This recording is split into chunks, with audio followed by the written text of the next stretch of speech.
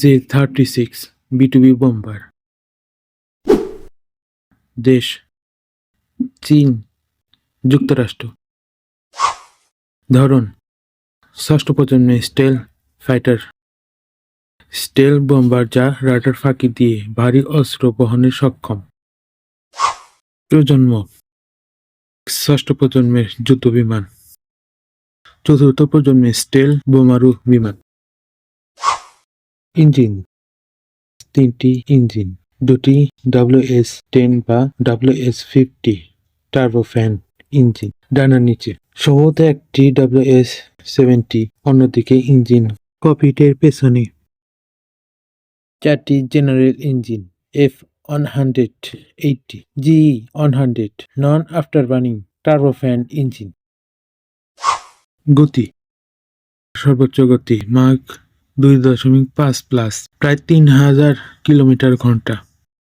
সর্বোচ্চ গতি 110 কিলোমিটার/ঘন্টা।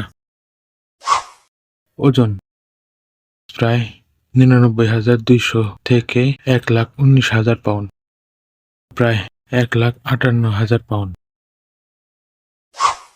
আকার ও আয়তন: দৈর্ঘ্য প্রায় 22.5 মিটার বা 23 মিটার, ডানা বিস্তার 19 মিটার থেকে 24 মিটার, দৈর্ঘ্য 69 ফুট বা 21 মিটার, প্রস্থ 172 ফুট 52.4 মিটার এবং উচ্চতা 17 ফুট 5.8 মিটার।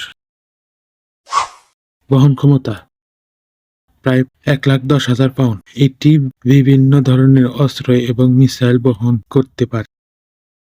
40,000 পাউন্ড বা 18,000 কেজি পর্যন্ত বোমা এবং ক্ষেপণাস্ত্র বহন করতে পারে। যুদ্ধের অভিজ্ঞতা নেই। Kosovo, Afghan, Iraq, Syria. পরীক্ষামূলক উড্ডয়ন প্রথমবার প্রকাশিত দেখা যায় 26 ডিসেম্বর 2024।